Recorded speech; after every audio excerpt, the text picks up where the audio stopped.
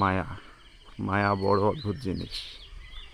এই বাবা মা, ভাই বোন, বাড়ি, চাচা চাচি, দাদা দাদি। আমার দাদা নাই, দাদি আছে।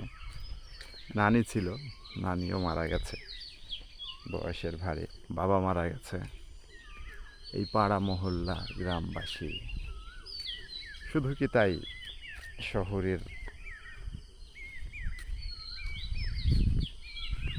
সেই গুলশান বনানীর রাস্তাগুলো রাত 10টার সময় হয়তো কোনো একটা সিগনেচার আনতে যাওয়া 1 সেকেন্ডের জন্য, সেটারও নিদারুণ মায়া।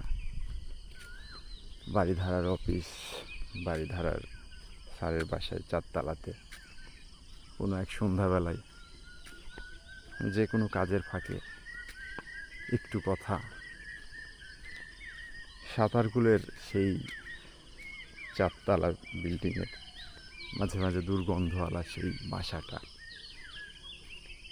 আর ওই দুর্গন্ধ ব্যতীত যে প্রাকৃতিক সৌন্দর্য ছিল, যে খোলা আকাশ ছিল শহরের বুকে এক টুকরো, সামনে নদীর মতো খালের মতো পানি, নিচে অনেক বিভৎস ময়লা আবর্জনা, কিন্তু উপরে উঠলেই কোথায় যেন একটু প্রশান্তির ছোঁয়া।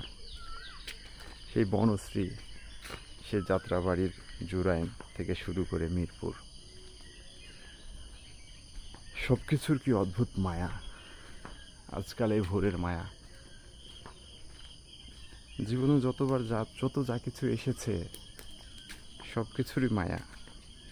কোনো মায়াই ত্যাগ করতে পারি না, কোনো মায়াই আসলে ভুলে যেতে পারি না। অদ্ভুত লাগে, অদ্ভুত মনে হয় নিজেকে। কি আমি, কোথায় আমি, কিভাবে আমি, আল্লাহ কেন এত মায়া আমার ভিতরে দিছে। যতটা মায়া ভিতরে কাজ করে, ততটা হয়তো আমি নিজেও না, কিচ্ছু না। তবুও মায়া বেঁচে থাকুক, আর মায়াগুলো ভালোবাসা হয়ে ঝরুক।